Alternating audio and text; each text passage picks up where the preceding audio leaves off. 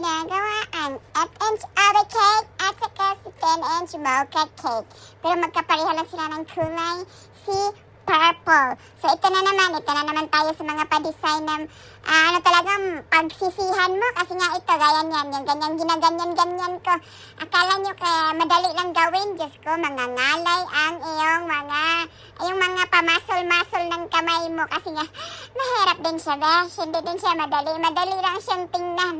Pero pag ikaw na ang gumawa, nakakangalay ng kamay. O, diba?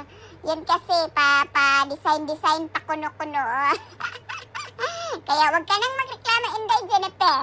Kasi nga, ito pala, yung pati din, di ba, kasi nga ito, yung number 3, kasi may number 3 ito. Yung number 3 na sinulatan ko, naglalagay din ako ng drudges. Yung ibang inisa, kasi nga isa-isa naman yun ilalagay talaga yung drudges. Pati yung may pangalan, may iilan din na letra, nilagyan ko rin ng drudges. Diyos ko, nagsisi na naman ang person. Kasi nga, sa paglagay ng drudges, parang makakabuo ka na ng isang cake din sa ng oras na yon. Makakabuo ka na rin, makaka-frosting, as in, mabuo na yung cake mo talaga, nakaka-frosting ka na ng isang cake din sa paggawa nun, diba? Minsan talaga, yung yung tawag itong mga pinaggagawa mo, pagsisihan mo rin kasi nga, mahirap din para time-consuming. O diba, gaya lang sa mag-design ito, tapos, alam nyo na, pareho lang ang presyo, ganyan, tapos, Marimar, kaya Jennifer, wag mo nang ulitin yun, ha?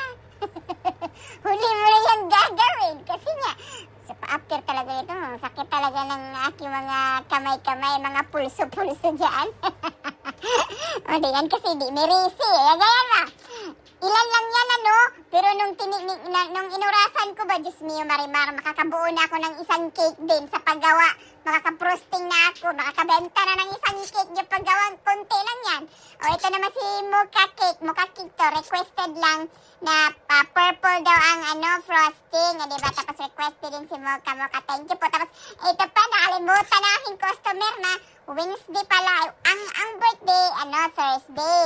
Pero nirequest niya kasi kung pwede daw gabi ng Wednesday. So, kung hindi ko pa na-message yung aking customer pala, naghintay ako din ng aking customer ba. Pero lagi-lagi naman yung customer ko, bababait din yan. Laging mocha din. Mocha para ang paborito nila kasi request daw ng anak niya. Yung anak niya magbe-birthday sa Thursday, mag-11 ata yun.